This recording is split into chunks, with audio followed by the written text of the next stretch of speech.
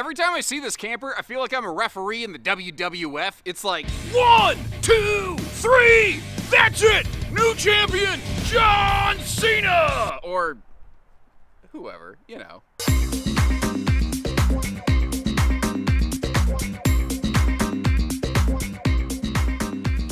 And if that intro doesn't tell you what my childhood was like, well, then I don't know what will. I remember, I think it was The Ultimate Warrior got locked in a coffin by The Undertaker. Dude, that messed me up as a kid. I literally thought I witnessed a murder on PBS TV. Anyway, hi, I'm Josh the RV Nerd. Welcome to Bish's RV.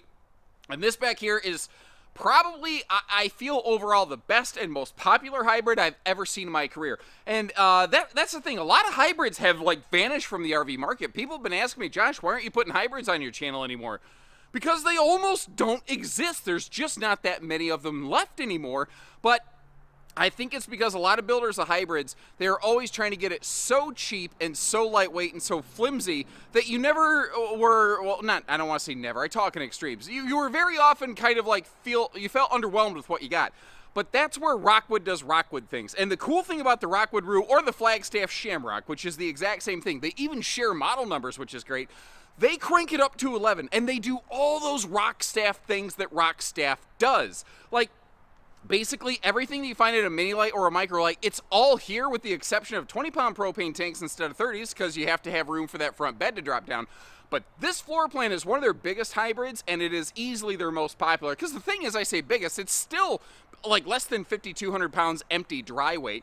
Closed up, it's less than 25 feet tip to tail with tandem torsion axles and suspension, Goodyear tires, and TPMS. It is a tow and go and dream, but it opens up into something with like the sleeping capacity of like a 32-foot super slide bunkhouse without all that big hefty weight and cost.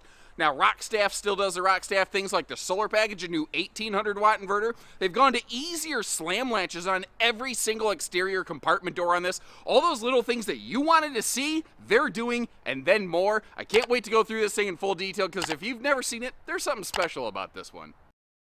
And I never know where and how to start this one. I never know which direction to come from.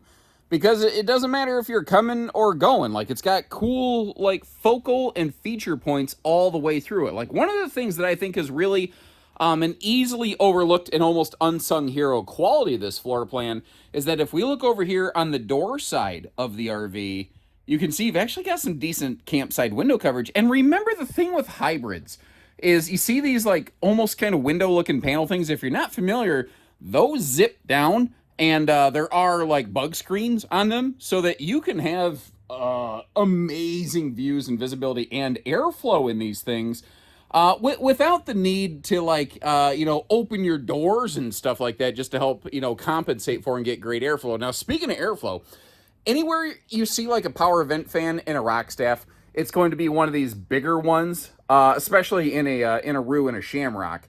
Well, in these hybrids, in the Roos and the Shamrocks, instead of only getting one in the bathroom by default, you also get one standard in the living room. And that's one of the very few differences between a Roo and a Rockwood mini light that helps define them as a little bit separate. We're going to see this all opened up later, but like, that's a bigger oven. Even here in their smaller RVs, they still use bigger ovens, bigger refrigerators, smart TVs, things like that. And that's kind of another cool thing of this floor plan. Depending on where you're sitting and what you're doing with it, you can actually get some pretty decent, rainy day sort of function out of this, especially when you're thinking, yeah, well, where does that sofa actually face? Like, it doesn't face the dining. There's actually several different seating positions in this RV you can set to enjoy the TV on it. Now, that slide floor is that marine woven stuff. It's this is a carpetless floor plan. It's very pet-friendly and kid-friendly, very spill-resistant, which is nice.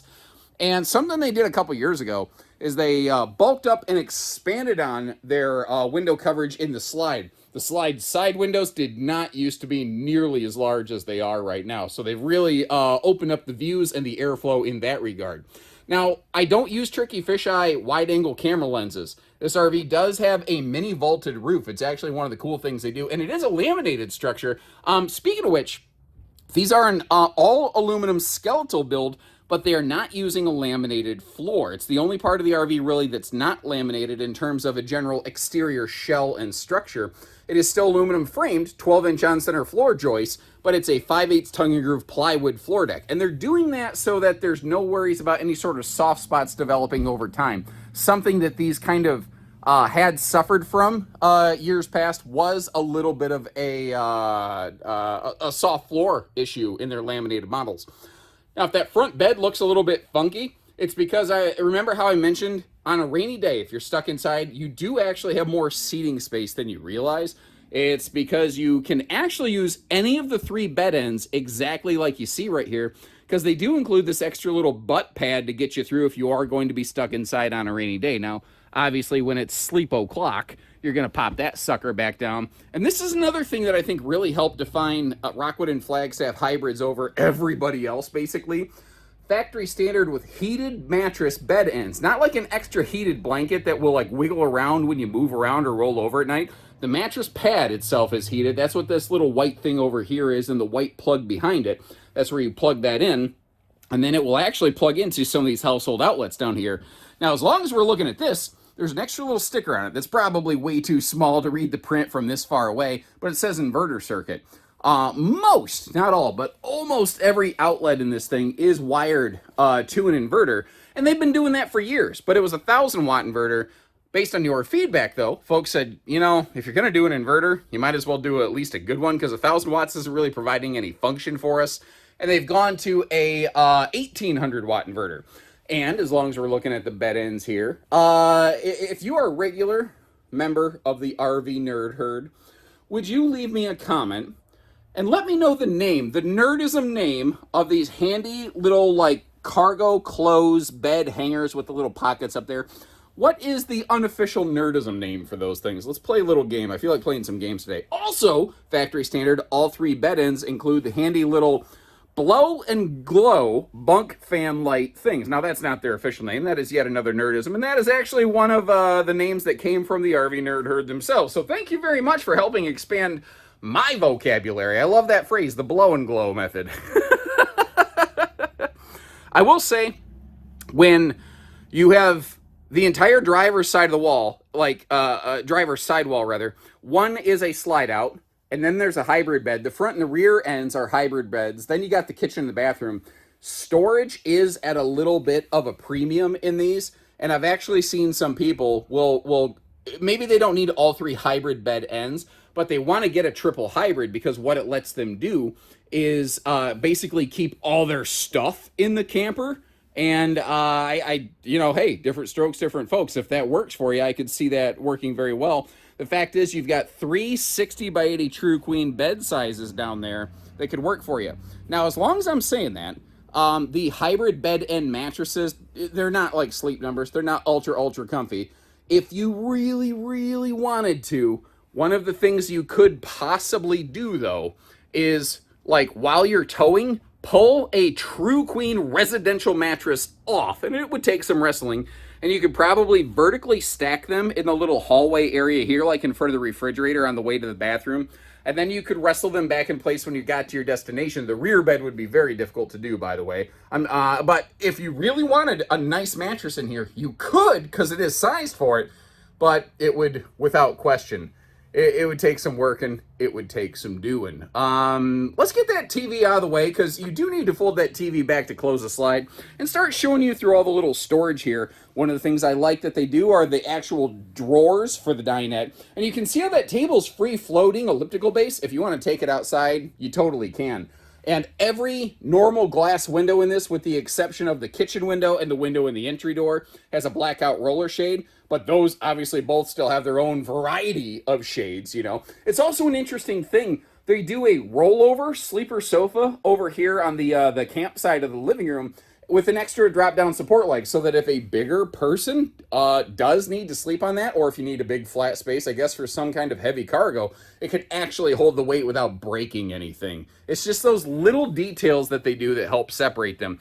Now, over here in the kitchen, they, again, had a limited amount of space to work with, but I think they did the best they could where they could. And you might notice how they have that dual entry refrigerator door. However, They have, again, learned from the past and learned from customer feedback. Last year, the flip-flop version of this door, where like you could open the fridge from either direction, if you didn't have one side fully latched and tried to open the other side, you could literally pull the door off, and I've seen several RVs with damaged floors in front of the fridge where that happened.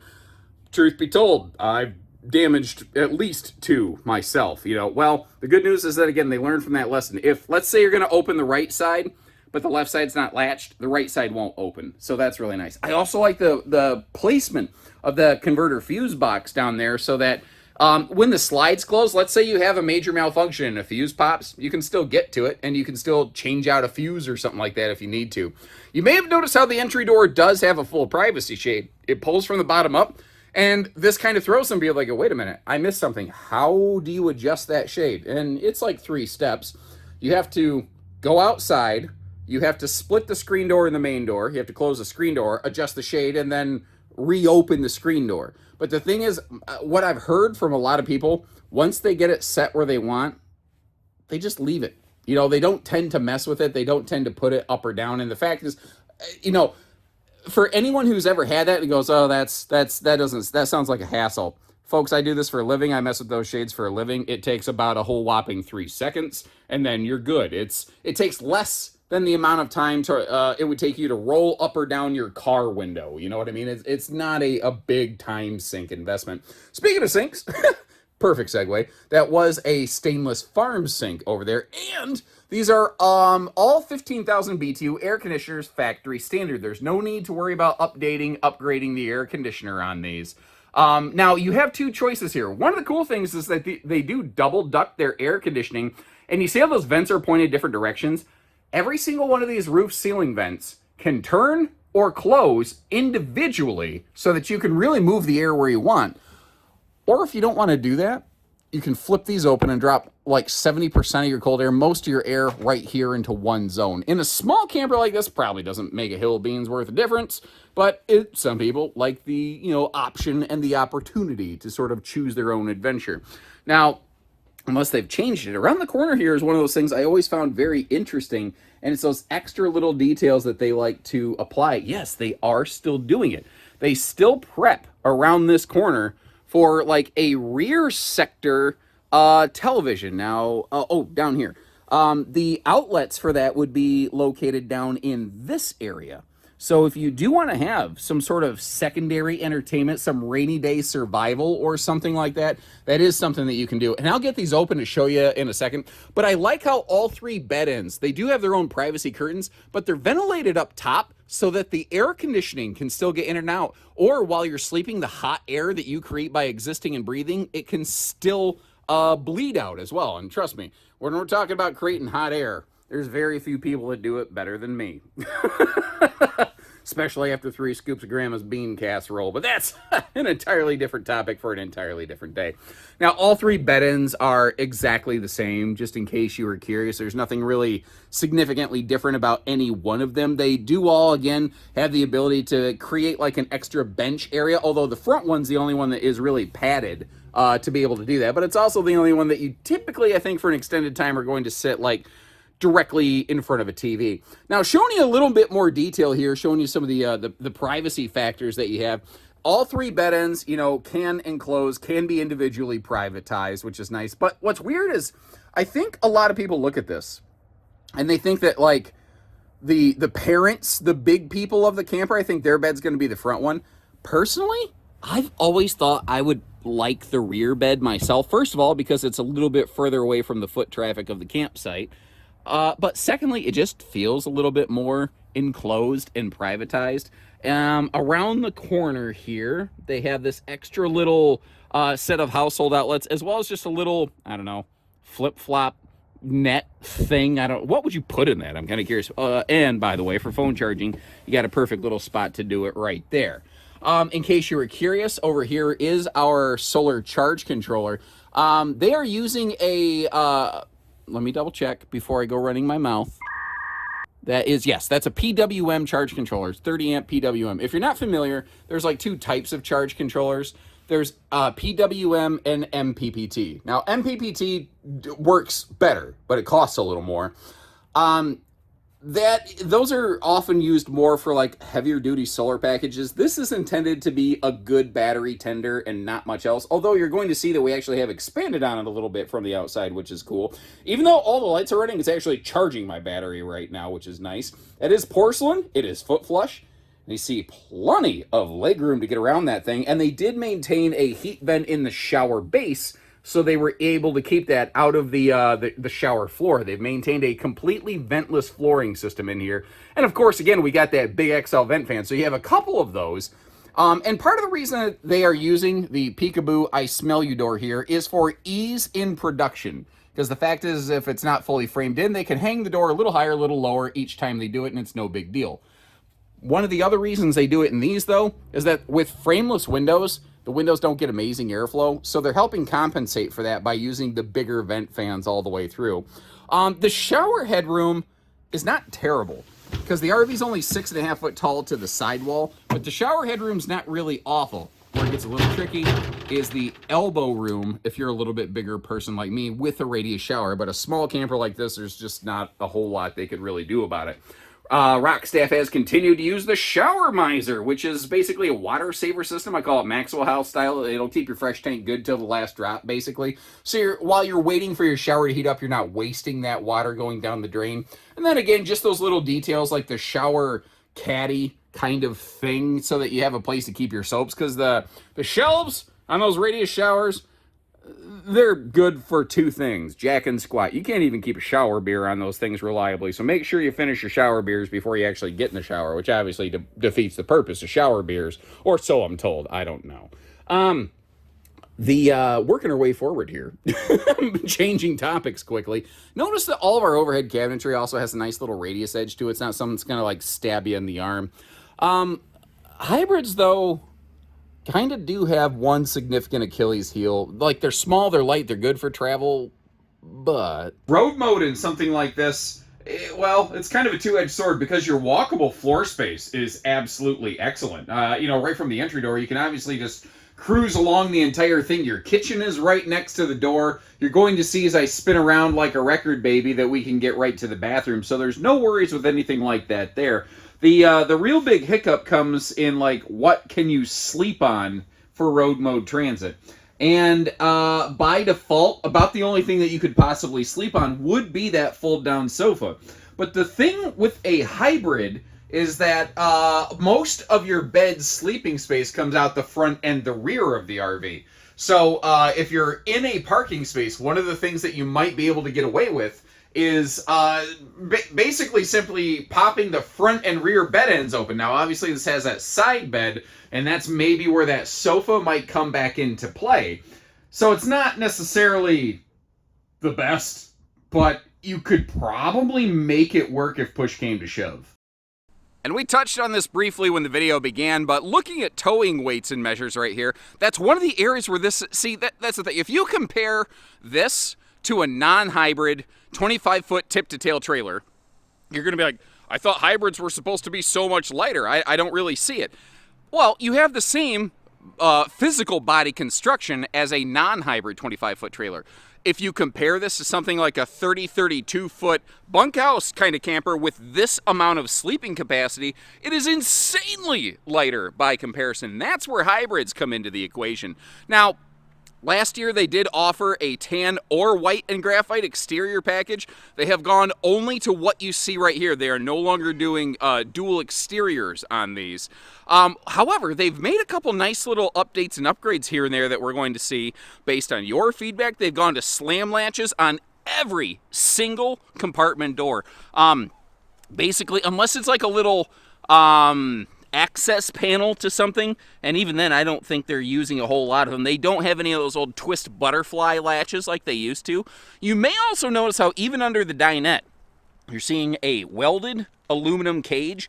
That is one of the definitions of Rockstaff doing Rockstaff things. I have factory video tours showcasing how these are built, and I don't actually have specifically a Rockwood Roo plant tour, but the thing is, the Roo and the Mini Light are in terms of body construction and equipment, essentially identical, except where they physically need to be different, like 20-pound tanks instead of 30s. So if you watch the Rockwood Mini Light Tour, you're going to get to see how these are put together. The only difference is really the bed ends. One of the things that I do like, though, speaking of those bed ends, they were one of the first to really adopt this. Compared to the history of hybrid campers, where I was just telling somebody earlier, a newer salesperson was not familiar really with a lot of hybrid campers historically, and it used to be they were almost as much trouble to set up as a normal pop-up camper, because you had to fold down the bed ends, you had to Velcro stuff, you had to pull and wrestle all that tent end material. We call it canvas, but it's not. It's called Duratec. It's a 5-layer composite. It's also sectionalized. So let's say, God forbid, neighbor kid Johnny throws a stick and it punctures one of those panels. Individual panels can be pulled out and re-sewn back in place if need be, or the whole thing can just pop off. It's actually it's almost easier just to do that. But you might notice how it's all pre-attached. There's no like straps. There's no Velcro, and it has aircraft cable supports built into it with a reverse cambered hybrid bed end. What that means, think of it like, not reverse cambered, just plain cambered, sorry. What that means is like, think of like if you've ever seen a flatbed semi-trailer going down the road with nothing on it, how it bows up in the middle so that when you load weight on it, it can handle it. That's what the bed ends are like. The bed ends on this. Leave me a comment. Let's play a game here. We're playing a couple games today. Let's play a game. How much do you think the bed ends are rated for? I'll give you about 5 seconds to leave an answer here. And the actual answer is 1,050 pounds, almost 1,100 pounds. So those things are rated to really handle some good weight. You might notice the water heater, they have stuck with a gas and electric on these. I've heard from a lot of folks that gas and electric is a little bit better for boondocking. I don't personally have experience with that, and I see some conflicting reports both ways, so I don't have good clarity there. The awning. Rockwood's very good about this. They put the biggest awning on it they really can. And, I mean, basically the entire campsite of the thing is good open awning space. Sorry, I realized I skipped something. Under the sofa, you do have a little bit of inside-outside storage, again with the handy slam latches right there and magnet holdbacks, making life a little simple for us. You don't have to, necessarily lift the bed up to get to everything. Now, as long as I'm over here, let me go ahead and take a knee. The underbelly. What's cool about these, it is enclosed. It is not actually forced air heated. Rockwood doesn't actually force air heat their bellies on any of their stuff, which a lot of people don't realize. However, they were one of the very first to adopt 12-volt tank heater pads across their entire lineup, way before other people were doing that. Now, they weren't necessarily the first to throw some Goodyears on their campers, which they are doing. They were one of the very first, though, to adopt a more standardized TPMS system. And if you notice, it's not a leaf spring suspension. It is a torsion axle and torsion suspension package, and that throws a lot of people off. They don't realize that there's two different applications of torsion involved in there. A lot of people will have torsion axles on a non-torsion suspension, not realizing they're not the same thing. What this suspension will do, if you're not at all familiar with any of the different suspension stuff, you just like break this down in simple English.